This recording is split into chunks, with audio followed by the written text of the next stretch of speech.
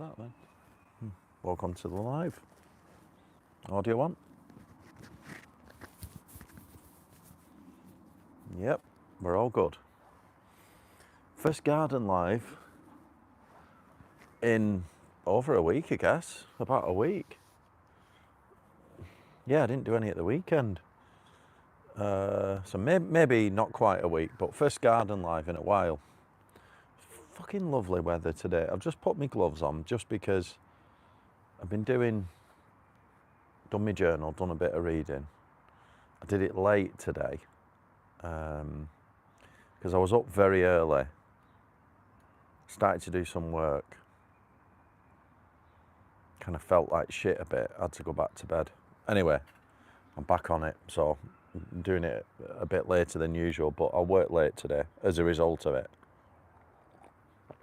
Some days, you know, we need to recover and whatever, but you know, doesn't stop us. So today we're going to talk about knuckling down before the end of the year.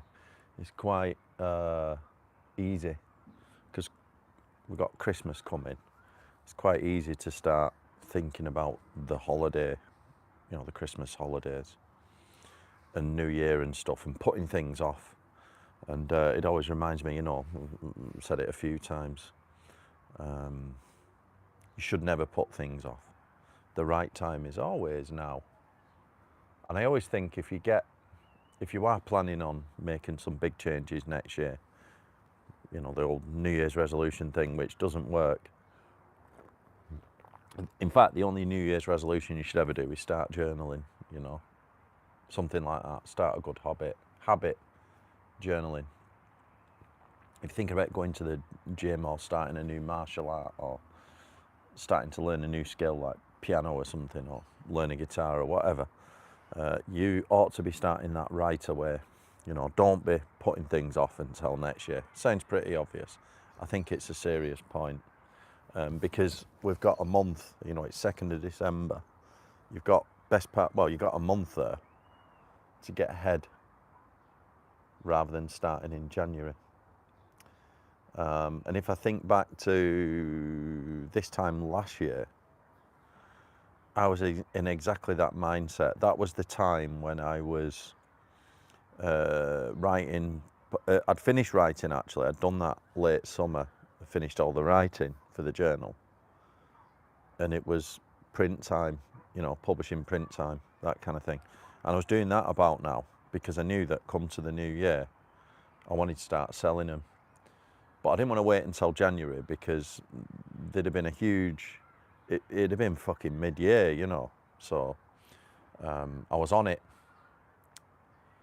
already on it, very focused. And I started early, and just starting, even now, arguably you should be starting for next year in about September. But even now, even if you start today, things that you were going to put off for January, I think you'll get massive ahead of steam. You don't have to do a lot as well. In the description today, I've put a few notes. I've got my notes here that are in the description. And one of the reasons why we put things off for January is procrastination. You know, we all think, oh, I'll put it off, I'll start next year and stuff. And I wrote an article on the Goal Achievement Hub website, not on my personal website, on the journal website basically. And it was called the next smallest step method to beat procrastination. And there's a link in the description. Ah, yeah, you're right, thanks for joining. There's a link in the description down below to this live, to that post.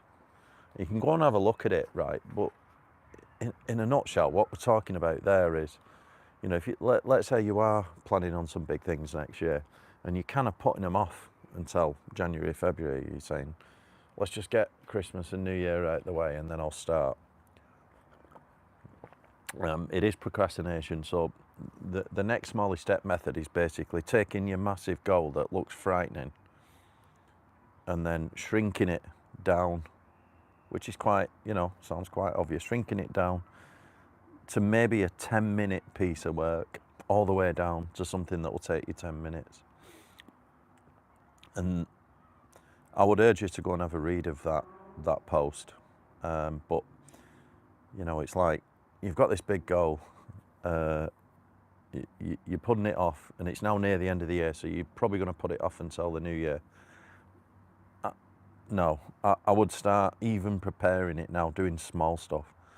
So shrink it down. If it's massive, shrink it down to, say, something. You can go all the way down to 10 minutes. You might not need to. You might go a bit higher than that. I mean, you've probably seen this before if you've watched my content, but the way I work, right, is I create that kind of, and I put in the description about a 30-day identity shift, which I think is important because, all right, we're on the 2nd of December, but, there's 31 days, 29 days counting today, so it's not quite 30 days, but you could say to the 1st of January, including 1st of January, it'd be 30 days. You can do an identity shift from now till then, which is, for 2026, I'm going to become this person, right? It's coming up with that new identity, which is the absolute fundamental part of all my videos. I've got this diagram in here. You might have seen it. You can get it on my website as well. This one, the identity evolution cycle, right? And it's essentially, if you look at the bottom there, you got your identity at the top. This is who you are. But really, who you are is the sum of your daily habits.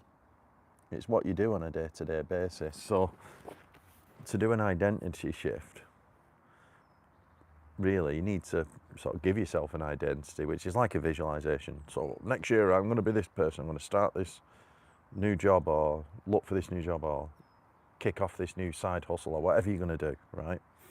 Or start a new business, or get in shape, whatever that might be.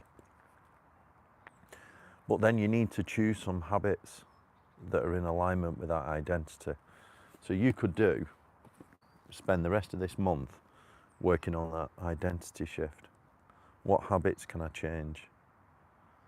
So something else I put in the description is, like top 3 habits. I think there are universal habits that everyone can improve on. Things like diet, reading, setting your day with intent, writing down what I'm going to work on today, 3 things. Health and fitness related, mindset related, reading, preparing yourself. So, on the life harmony model that I have, which is the 7 areas of personal development in your life, I always think there's like some core things that you need to do. Health and fitness, yeah, your physical health is absolutely priority.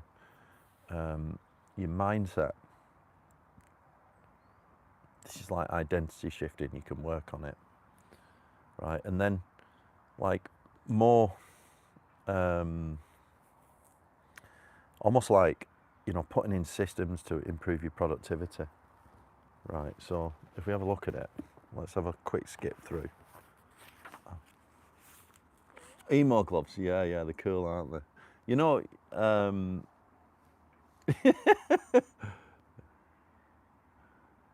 Yeah.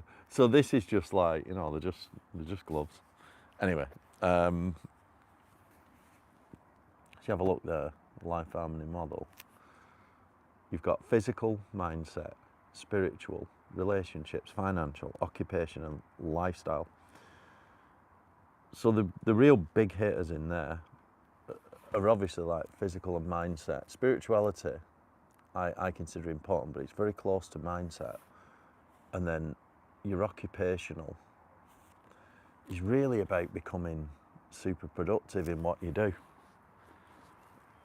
So if you think about how can you maximize them areas, right? What are the top 3 habits? Well, I would say when it comes to physical health, definitely diet, right? That's more important than the training, if you ask me, because it separates. If you go, everyone goes to the gym.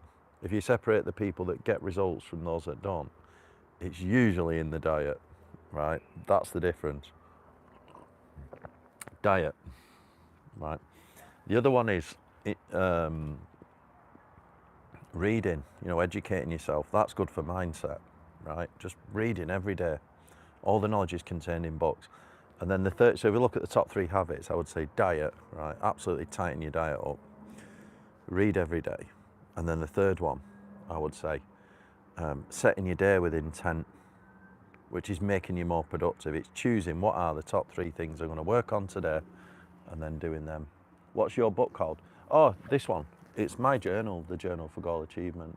You can get it on Amazon, or there's a link down below to our website.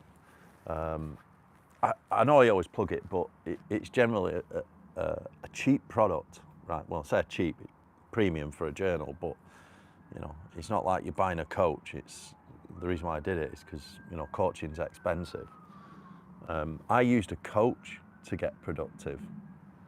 Paid a lot of money, a business coach, and I took all that knowledge, put it into my videos and the journal, right? And all it is just a 3-step system to get what you want out of life. And it starts with identity, right? Coming up with who are you, or who do you want to become? Right? It's very important. The visualization of who you want to become is so important. I always find that any achievement in life, there's 2 parts to it, right? The first part is focus. It's like what you're visualizing on, what you're focused on. That's your visualization. And that's where I would put the identity. It's like choosing to be this person, have this success in the area that you choose. Right? And the second part is aligned action. And aligned action is basically daily habits. So, like I showed you in the identity evolution cycle, you're literally, you're creating an identity, you're setting some goals, maybe 6-month, 12-month goals, longish, medium term. And then you're choosing every day the habits, you're choosing 3 things that you're going to work on that are in alignment with that identity. And that's it. And consistently applied, that will get you some results, as it has done for me and many other people that I speak to. So that's what the book's about. It's so that you don't have to pay me an absolute fortune as a coach. I haven't got time anyway, but I have got time to do a quick live and explain it to you. So, in the description we've got of this live, we've got the top 3 habits which we've just been through. I would say, tighten your diet up, whole foods diet. For diet, you can go, I might have my diet plan down below, it's on my personal website. So I've got a whole diet plan, philosophy, recipes, loads on my channel about what you should do with your diet. I've got reading every day, so I've got a reading list on my website too. If you want to look for some good books on mindset, everything like relationships, mindset, go and have a look at my reading list. Link down below. And then the third one is to become more productive, because you're going to have to become productive. It's that 3-step system: identity, goals, daily habits. And the daily habits will then confirm the identity. This is your identity shift, right? You can't, you need to create a new identity for yourself, but then you have to live in accordance with it, with better daily habits. The funny thing is, it doesn't actually sound, it sounds obvious, right? And it is. But if you think about it, it is obvious, because it's based on the principles of karma. If you think about karma, is, you basically get what you put out. You know what I mean? Karma's real. Cause and effect. And you could say it's a discipline. It's a discipline to stick to it. So the other day,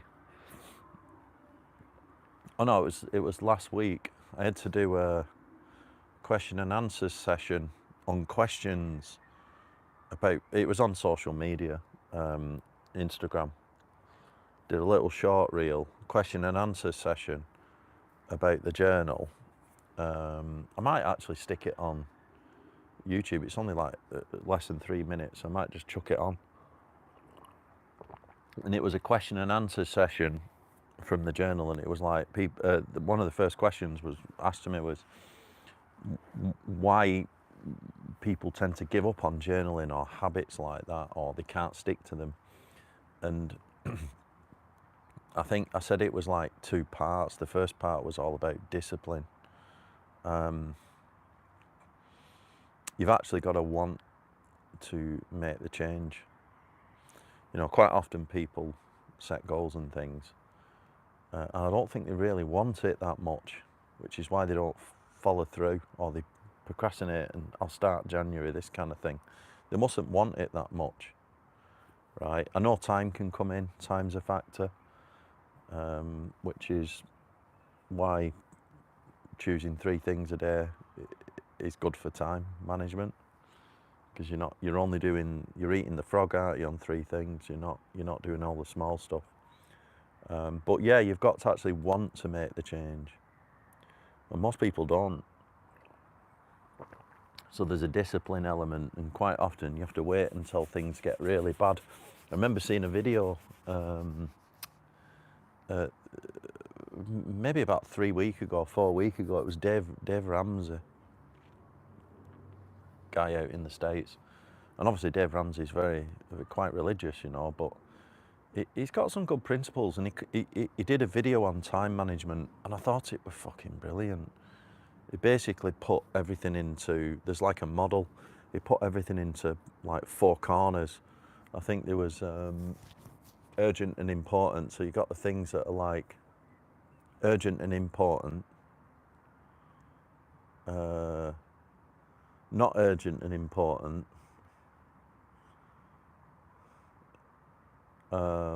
sorry, not important but not urgent, not important but urgent, and then not important and not urgent. And he said the ones that are urgent and important we're pretty good at, because they're right in our face and they're super giving us loads of pain. And the things that are like not urgent and not important tend to not give us too much trouble. But the other 2 boxes, the things that are maybe important but not urgent, and the things that are urgent but not important, tend to give us the most trouble, and that's where we should focus. And he went on to say the things that are like urgent but not important are the cancer or the bad stuff. They're like notifications pinging on your phone and attending to social media and notifications, things that's not important but it's urgent. It's like the illusion of urgency that he said, things that keep fucking cropping up. And that's why I always say, I did a live yesterday about morning routines, and it's very important in the morning that when you set your day with intent, like I do. You write down the top 3 things you're going to work on, you do a bit of reading, you have that time to yourself, and then when you start work, you work in focused blocks of time, so you're not looking at emails, right? And the idea being is, because the emails are like the important but not urgent things, they're that little wasp buzzing and trying to distract your attention. And if you spend your time there, you end up hitting all the low-hanging fruit, but it's not important stuff, and you're not getting closer to your goals, and basically you just waste time. So the way you should focus is the stuff that's important but not urgent. This is things like planning for the future. If you have a project that you've got to finish, I made an example about, this falls into now why you should start now and not wait till January. Something might not be that urgent. You might want something next year. It might not be that urgent, but it might be important. And if you start it now, you start nibbling away at it, right? Because what Dave Ramsey was saying is those things, like, let's say, tax planning, or preparing for an exam if you're studying, you know, something like this. right? You have some deadline or some point where you have to do something. Maybe it's next year. You have to get something done by a date, but it's not urgent, but it is important.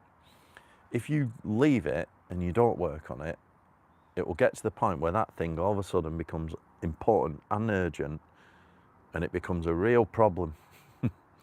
So it's very important. That's why you should start working on things. That's why you should start now. So if you think about knuckling down, I love knuckling down. It's like winter. Start now, don't wait for January. Start looking at, have a look at me, 3-step system, identity, goals, daily habits. Just choose 3 things that you're going to work on today and start doing it. Right, I'm going to shoot. Thank you very much for listening. Hope you have a lovely day. And yeah.